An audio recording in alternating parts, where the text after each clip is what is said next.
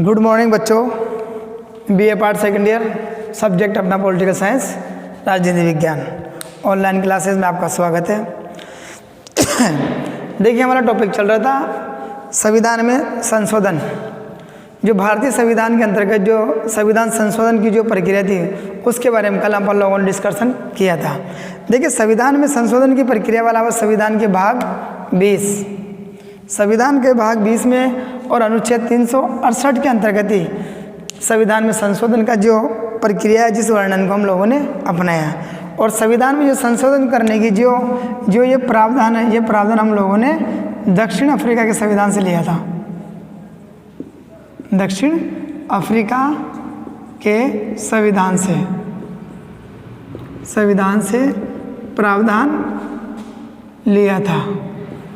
ये जो वाला हम लोगों ने जो संविधान संशोधन वाला जो प्रावधान है वो हम लोगों ने दक्षिण अफ्रीका के संविधान से ये वाला प्रावधान लिया था।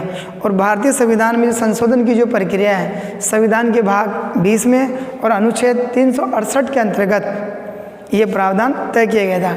अब देखिए, संविधान में संशोधन की जो प्रक्रिया है वो इसलिए अपनाई गई कि संविधान में संशोधन की जो प्रक्रिया एक प्रकार से उसकी गतिशीलता, उसको जीवंत रखने के लिए एक आवश्यकता है। अर्थात संविधान सर्वकालीन नहीं हो सकता। अर्थात ये नहीं कह सकते कि जो संविधान बन गया है वो ही फिक्स है और ये लंबे समय तक चलता रहेगा। इसलिए कहा गया कि समय समय पर संविधान के अंतर्गत जो समय और परिस्थिति के अनुसार जो सामाजिक है, राजनीतिक है, आर्थिक है, अर्थात परिस्थितियाँ जब उसके अनुकूल होती है, सामाजिक, आर्थिक, राजनीतिक ये परिस्थितियाँ जैसी होती है उन परिस्थितियों के अनुसार ही, यानी कि मैं इतना कहूँ कि समय के अनुसार राजनीतिक हो, चाहे सामाजिक हो, चाहे आर्थिक हो, इन परिस्थिति के अंतर्गत बदलाव किया जा सकता है। इसीलिए हम लोगों ने भी संविधान में संशोधन की जो प्रक्रिया उसे अपनाई है कि समय और परिस्थिति के अनुसार कुछ भी और कैसा भी हो सकता है, जिससे कि जो हमारा जो राष्ट्र है वो एक प्रकार दिशाहीन ना हो जाए। अर्थात राष्ट्र को बनाए रखने के लिए और उसको सही दिशा में संचालित करने के लिए हम लोगों को संविधान में संशोधन भी समय समय पर करना होता है। और ऐसे भारतीय संविधान के अंतर्गत हम लोगों ने संविधान की प्रक्रिया को अपनाया था।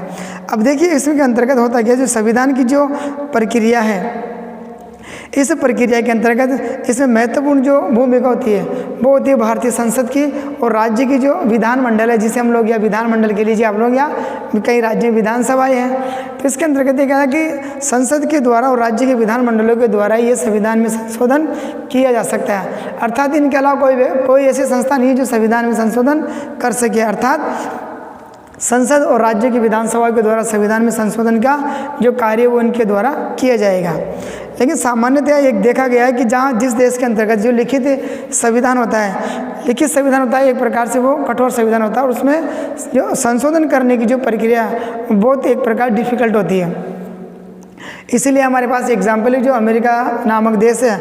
अमेरिका के संविधान के अंतर्गत जो संविधान संशोधन की जो प्रक्रिया वो इतनी जटिल और कठोर है कि भारत ने भी अमेरिका के संविधान से कुछ हद तक ये प्रावधान एक्सेप्ट किया था। अर्थात वहाँ की जो प्रक्रिया थी उस प्रक्रिया को हम लोगों ने भी अपनाया था। लेकिन ब्रिटेन की जो संविधान संशोधन की जो प्रक्रिया थी वो एक प्रकार से लचीली थी। अर्थात भारत ने दोनों देशों के संविधानों को गहन अध्ययन किया था। अमेरिका संविधान में संशोधन की जो प्रक्रिया थी और ब्रिटिश संविधान में जो संशोधन की प्रक्रिया थी। तो कहने का मतलब है कि अमेरिका के अंतर्गत कठोर संविधान संशोधन की प्रक्रिया थी, वहाँ पे लिखित संविधान था, और ब्रिटेन के अंतर्गत एक काल्पनिक बात थी पूरी की पूरी। तो वहाँ पे जो लचीला संविधान, तो भारत ने दोनों संविधानों का अध्ययन करने के बाद एक मध्यम मार्ग को अपनाया। अर्थात दोनों को एक्सेप्ट कर लिया और मध्यम मार्ग को अपनाकर उन्होंने संविधान संशोधन की जो प्रक्रिया थी उसे अपनाने का प्रयास किया था। यानी कहने का मतलब कि अमेरिका के अंतर्गत कठोर संविधान, अमेरिका के संविधान के अंतर्गत जिन देशों के अंतर्गत जो लिखित संविधान है, लिखित संविधान जिस देश में भी है वहाँ पर कठोर प्रक्रिया को अपनाया जाता है। और जहाँ पर अलिखित है वहाँ पर एक बार लचीला तरीका, यानी कि ब्रिटेन देखिए आप लोग, ब्रिटेन के अंतर्गत जो संविधान संशोधन की जो प्रक्रिया थी वो एकदम लचीली प्रक्रिया को अपनाया गया था। इसलिए भारत ने क्या कहा कि जो संविधान संशोधन की जो प्रक्रिया है, इस प्रक्रिया के अंतर्गत दोनों प्रारूपों को एक्सेप्ट किया था। अर्थात भारत ने कठोरता भी अपनाई और लचीलापन भी अपनाया। अर्थात भारत ने दोनों देशों के संविधानों के अंतर्गत जो पारदर्शिता भारत को नजर आई, अर्थात भारत ने कठोर संविधान की प्रक्रिया अपना ली और लचीला संविधान की जो प्रक्रिया थी उस प्रक्रिया को भी अपना लिया। अब भारत के अंतर्गत ये प्रक्रिया बनी, वो तीन स्टेपों में होकर ये संविधान संशोधन की प्रक्रिया को अपनाया गया था, अर्थात 3 श्रेणियों में संविधान संशोधन की प्रक्रिया को बांटा गया था। अब वो देखिए कैसे। एक होता है संविधान में संशोधन होता है साधारण बहुमत के द्वारा।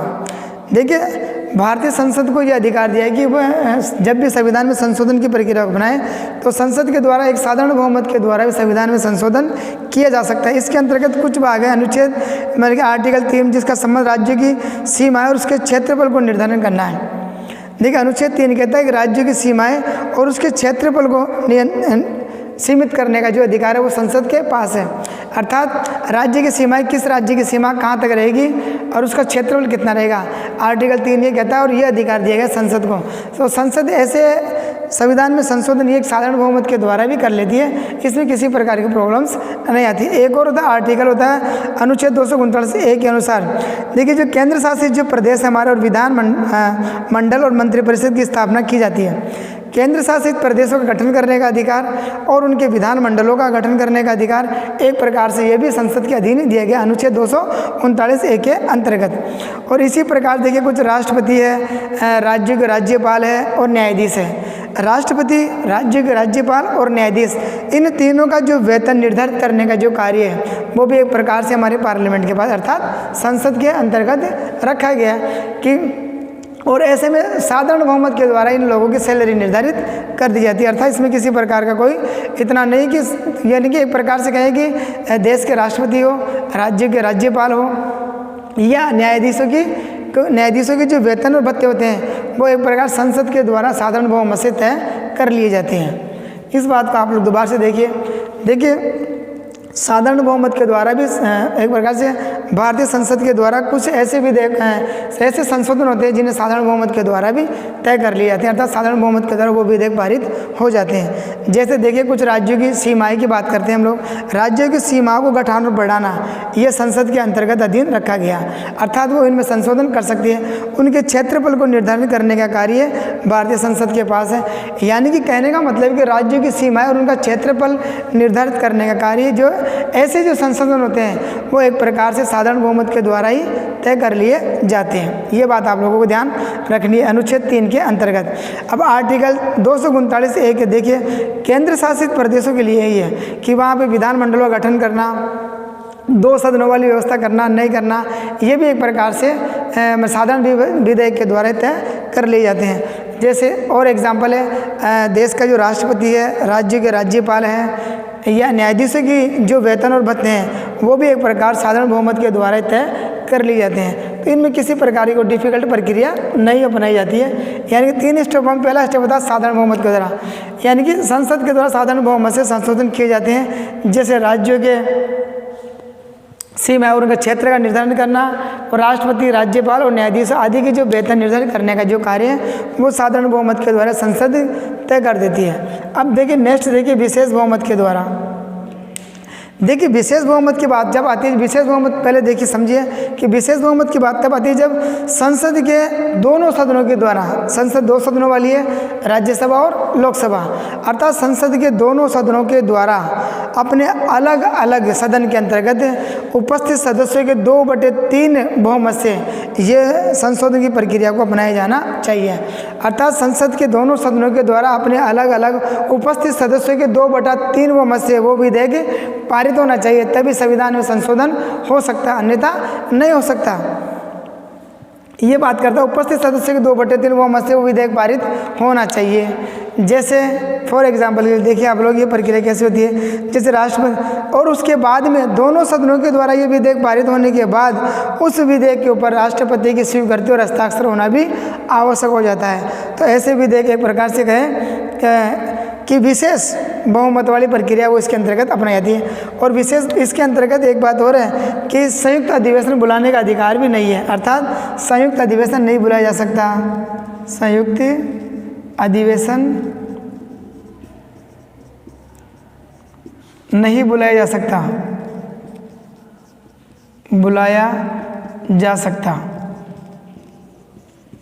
यानी कि जो विशेष बहुमत वाली जहाँ पर बात आती है उसमें संसद का जो संयुक्त अधिवेशन है वो नहीं बुलाया जा सकता। संसद के संयुक्त अधिवेशन की व्यवस्था विशेष, जब भी संविधान में कोई विशेष क्षेत्रों के अंतर्गत अगर परिवर्तन करना है तो वो उस समय ऐसी स्थितियाँ उत्पन्न होती है। अब देखिए नेक्स्ट जो प्रक्रिया 3 स्टेप है, संसद का 2/3 बहुमत प्लस राज्य विधान मंडलों की स्वीकृति भी आवश्यक होती है। इसके अंतर्गत डाला गया इसके अंतर्गत डाला गया है कि राज्यों के जो राज्यसभा में प्रतिनिधि व संघीय राज्य न्यायपालिका केंद्र राज्यों के बहुमत और उपस्थित मतदान करने वाले सदस्यों के द्वारा किए जा सकते हैं। देखिए कभी कभी क्या होता है कि संसद के द्वारा कोई विधेयक पारित कर लिए जाते हैं, उन विधेयकों के अलावा भी राज्य के विधान मंडल हैं, उन विधान मंडलों की स्वीकृति लेना भी आवश्यक हो जाता है। जैसे संसद में राज्यों का प्रतिनिधित्व, संघीय राज्य न्यायपालिका और केंद्र राज्यों के विधायी संबंध आदि कुछ विषय ऐसे हैं जिनमें संसद के दोनों सदनों के द्वारा बहुमत पारित करने के बाद भी राज्यों के विधान मंडलों की स्वीकृति लेना भी आवश्यक हो जाता है। तो ये बात भी एक प्रकार से आवश्यक मानी गई है। तो देखिए भारतीय संविधान में संशोधन की जो प्रक्रिया संविधान के भाग 20 में अनुच्छेद 368 के अंतर्गत संविधान में संशोधन किए जा सकते हैं। अब संविधान में संशोधन की बात करते हैं तो हम लोगों ने 3 स्टेप इसके अंतर्गत डाले गए हैं, अर्थात कि 3 स्टेपों के साधारण बहुमत, एक तो होता साधारण बहुमत के द्वारा, एक होता विशेष बहुमत के द्वारा, एक होता संसद के 2/3 बहुमत प्लस राज्य विधानमंडलों की स्वीकृति के द्वारा। यानी कि 3 स्टेपों के अंतर्गत हम लोगों ने संविधान संशोधन की प्रक्रिया को अपनाया है। और मैंने पहले कहा था आप लोगों को, जिन देशों के अंतर्गत हम जो संविधान संशोधन की जो प्रक्रिया हम लोगों ने अमेरिका संविधान और ब्रिटिश संविधान का गहन अध्ययन करने के बाद ये प्रक्रिया अपनाई थी, जबकि ये वाला जो प्रावधान हमने दक्षिण अफ्रीका के संविधान से लिया था। लेकिन जिन देशों का जो संविधान लिखित में होता है वहाँ पे कठोर प्रक्रिया को अपनाया जाता है, जैसे अमेरिका संविधान है, और ब्रिटिश संविधान के अंतर्गत क्या लचीला है, यानी कि थोड़ा लिबरल है वो। तो भारत ने दोनों संविधानों का अध्ययन कर, दोनों देशों की जो संविधान संशोधन की जो प्रक्रिया थी दोनों का अध्ययन करने के बाद एक प्रकार से मध्यम मार्ग वाली प्रक्रिया हम लोगों ने अपनाई थी। अब देखिए संविधान संशोधन की 3 प्रक्रियाओं के बाद में राष्ट्रपति की जो भूमिका उसके अंतर्गत भी हम लोग बात करते हैं। राष्ट्रपति की भूमिका,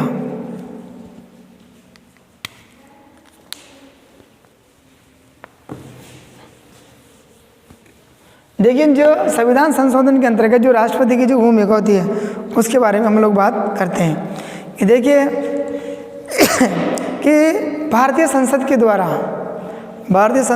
अगर कोई भी विधेयक पारित कर लिया जाता है, वो चाहे साधारण विधेयक हो या कोई विशेष विधेयक हो, यदि जब ये संसद के द्वारा कोई विधेयक पारित कर लिया था अपने बहुमत के द्वारा, लेकिन वह विधेयक कानून का रूप तब तक नहीं ले सकता जब तक उस विधेयक को राष्ट्रपति के द्वारा स्वीकृति नहीं की जा सके और राष्ट्रपति अपने हस्ताक्षर नहीं कर दे, तब तक वह विधेयक कानून का रूप नहीं ले सकता। अर्थात राष्ट्रपति की भूमिका हमारे जो संविधान संशोधन की प्रक्रिया है उस प्रक्रिया के अंतर्गत राष्ट्रपति की भूमिका को स्वीकार किया गया था। अर्थात राष्ट्रपति को संविधान का हम लोगों ने अभिन्न अंग माना था। मैंने आप लोगों को जब पार्लियामेंट पढ़ाया था तब बताया था भारतीय संसद तो 2 सदनों वाली होगी, लेकिन संविधान के अंग 3 होंगे, राष्ट्रपति, राज्यसभा और लोकसभा। तो संविधान के विशेष अंग के रूप में राष्ट्रपति को स्वीकार किया गया था, माना गया था। अब इसके अंतर्गत यही बात कही गई है कि राष्ट्रपति की जो भूमिका होती है संविधान संशोधन के अंतर्गत कि संसद के द्वारा कोई भी संविधान संशोधन कर लिया जाता है या विधेयक पारित कर लिया जाता है, उसके बाद उस विधेयक के ऊपर राष्ट्रपति की स्वीकृति और हस्ताक्षर होना आवश्यक। अर्थात राष्ट्रपति की एक प्रकार मुख्य भूमिका मानी जाती है। देखिए संविधान में पारित होने वाले 1 वर्ष के भीतर ही पहला संशोधन किया गया था, अर्थात राष्ट्रपति की मुख्य भूमिका मानी जाती है। 24वां संविधान संशोधन 1971 में इस संबंध में ये स्पष्ट किया गया था कि संसद के दोनों सदनों से पारित संविधान संशोधन पर राष्ट्रपति के हस्ताक्षर करना आवश्यक है। ये 1971 में जो 24वां संविधान संशोधन था, 24वां संविधान संशोधन,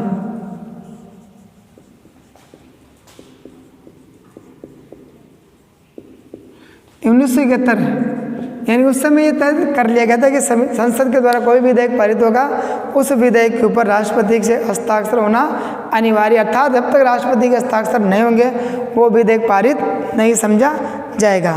अब देखिए संविधान संशोधन के अंतर्गत कुछ विशेषता देखिए।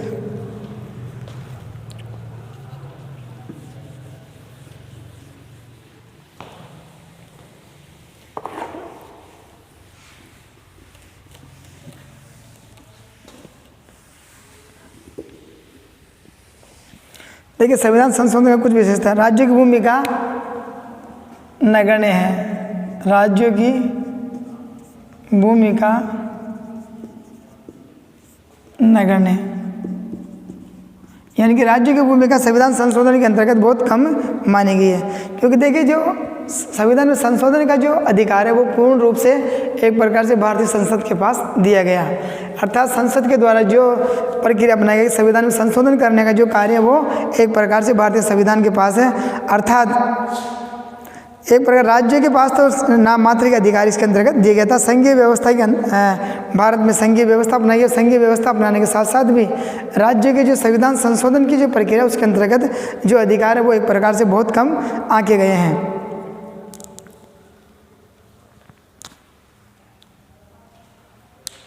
फिर देखिए दूसरी बात कहती है कि एक प्रकार से संयुक्त अधिवेशन की व्यवस्था नहीं, संयुक्त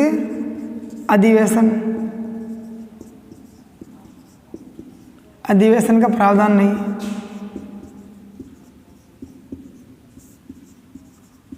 संयुक्त अधिवेशन का प्रावधान नहीं है। अर्थात ये कहा कि अगर संसद के दोनों सदनों में किसी मुद्दे को लेकर यदि मतभेद की स्थिति उत्पन्न हो जाए तब भी संविधान संशोधन विधेयक के लिए संयुक्त अधिवेशन का प्रावधान नहीं है। अर्थात ऐसे में राज्यसभा द्वारा ऐसी स्थिति में क्या होता है कि जो लोकसभा के द्वारा है, लोकसभा के द्वारा यदि कोई विधेयक पारित कर लिया जाता है तो राज्यसभा केवल एक नाम मात्र की स्थिति में उभर कर रह जाएगा, राज्यसभा की कोई भूमिका नहीं रहेगी। क्योंकि भाई संविधान संशोधन के अंतर्गत संयुक्त अधिवेशन बुलाने का कोई प्रावधान है नहीं, तो प्रावधान जब नहीं तो ऐसी स्थिति के अंदर लोकसभा के द्वारा जो विधेयक पारित होकर आएगा उसे शहर से एक प्रकार राज्यसभा के द्वारा स्वीकार कर लिया जाएगा। जैसे अतीत में कई उदाहरण देकर राजाओं के पीढ़ी पर 44वां संविधान संशोधन या राज्यसभा द्वारा स्वीकृत कर दिया गया था। देखिए राज्यसभा के द्वारा ऐसी स्थिति के अंदर जो राजाओं के जो पीढ़ी पर थे, राजा के पीढ़ी वर्ष हो या 44वां संविधान संशोधन हो जो 1978 और 79 के अंतर्गत किए गए थे। इन दोनों मुद्दों पर एक प्रकार से दोनों में मतभेद की स्थितियाँ उत्पन्न हुई थी, लेकिन मतभेद की स्थिति उत्पन्न होने के बावजूद भी जो लोकसभा के द्वारा उसी विधेयक को पारित कर दिया गया संविधान संशोधन के अंतर्गत, और राज्यसभा को इसके अंतर्गत कोई अधिकार नहीं दिए गए हैं, इसलिए ये रोक नहीं सकती और ये स्वतः स्वीकार मान लिए जाते हैं। अर्थात राज्यसभा द्वारा राज्यसभा यदि इनको अस्वीकृत भी कर दे तो भी कोई फर्क नहीं पड़ता, अर्थात लोकसभा के द्वारा पारित कर दिया गया है वह विधेयक संविधान में संशोधन माना जाएगा। नेक्स्ट ये संविधान सामाजिक और आर्थिक परिवर्तन के लिए, तीसरा सामाजिक और आर्थिक परिवर्तन के लिए। देखिए संविधान संशोधन के अंतर्गत जो विशेषता थी उसके अंतर्गत कहा गया कि सामाजिक और आर्थिक परिवर्तन के समय प्रयास किए गए थे। अर्थात इसके अंतर्गत 1951 में जो 55 से पहले जो 24 संविधान संशोधन 42वें संविधान संशोधन द्वारा भारत में समाजवादी गणराज्य को भारत को 42वें संविधान संशोधन के अंतर्गत समाजवादी गणराज्य घोषित किया गया था। समाजवादी गणराज्य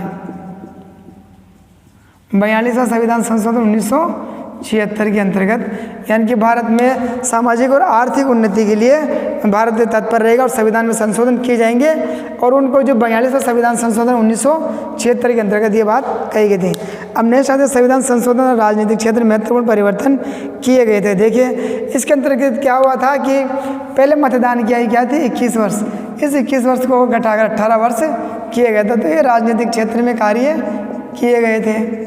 राजनीतिक क्षेत्र इसके अंतर्गत क्या था कि पहले प्रत्येक व्यक्ति जो 21 वर्ष की आयु प्राप्त था उसे वोट देने का अधिकार था, लेकिन संविधान में संशोधन कर दिया गया, उसके बाद से 18 वर्ष कर दी गई। यह था 61वां संविधान संशोधन। इसके अंतर्गत मतदान की आयु थी पहले 21 वर्ष थी, उसके बाद में कर दिया गया 18 वर्ष जो आयु व्यक्ति प्राप्त है वो वोट देने का अधिकारी रखता है।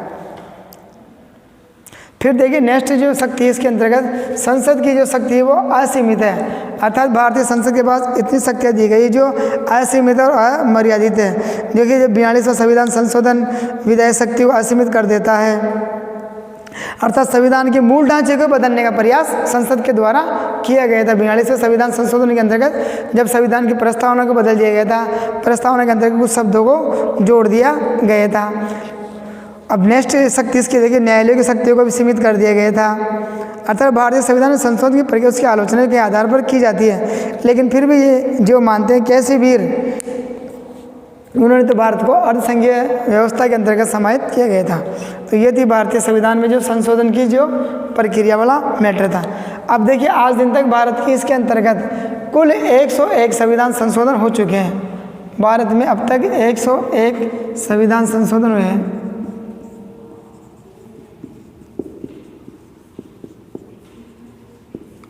भारत में आज दिन तक 101 संविधान संशोधन हुए हैं।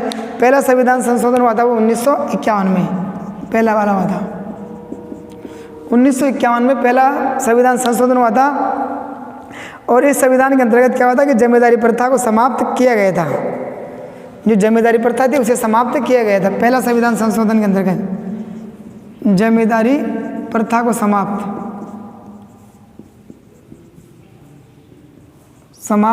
किया गया था। ये पहला संविधान संशोधन था 1951 के अंतर्गत। इसके बाद देखिए समय समय पर ये करते गए थे। दूसरा संविधान संशोधन 1952 में हुआ था। तीसरा संविधान संशोधन 1955 में हुआ था। चौथा 1955 में, पाँचवा 1955 में, फिर छठा 1956 में। सातवां संविधान संशोधन राज्यों में भाषाई आधार पर पुनर्गठन करने की व्यवस्था है। यानी कि सातवें संविधान संशोधन के अंतर्गत राज्य का पुनर्गठन करने का प्रावधान किया गया था। तो कहने का मतलब यह है कि अब तक भारत में 101 संविधान संशोधन हो चुके हैं। तो इनमें से आप लोगों को जो विशेषकर जो संविधान संशोधन है उनको लिखवा दिया जाएगा आप लोगों के, जो विशेषकर है।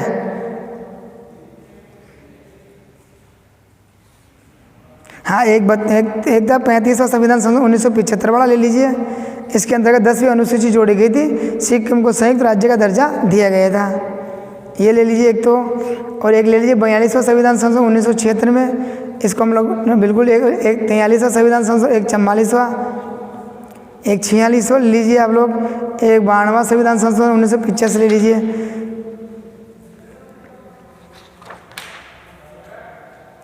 इकसठवां ले लीजिए। इसके अंतर्गत क्या होता था, 61वां संविधान संशोधन मतदान की आई थी, वो 21 वर्ष से 18 वर्ष कर दी गई थी।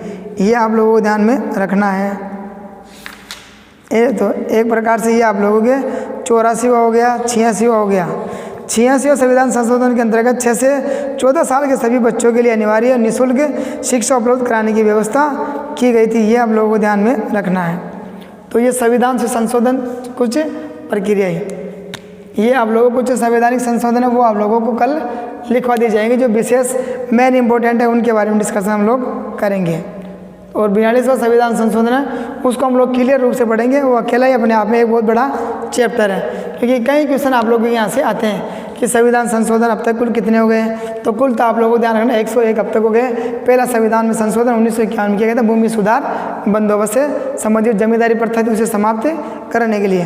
और अब तक 101 कुल संविधान में संशोधन हो चुके हैं, ये आप लोगों को ध्यान रखना है। और बाकी कल हम लोग जो विशेष जो संविधान में संशोधन उनको लिख लेंगे और आप लोगों को बता देंगे कि ये वाले आप लोगों के लिए मेन इंपॉर्टेंट है, इनके बारे में डिस्कशन करेंगे। और मेन जो आप लोगों का 42वां संविधान संशोधन है उसके बारे में हम लोग डिस्कशन करेंगे, क्योंकि 42वां और एक 44वां ये दोनों जो संविधान संशोधन थे बहुत इंपॉर्टेंट है, इनके बारे में हम लोग डिस्कशन करेंगे। Thank you very much.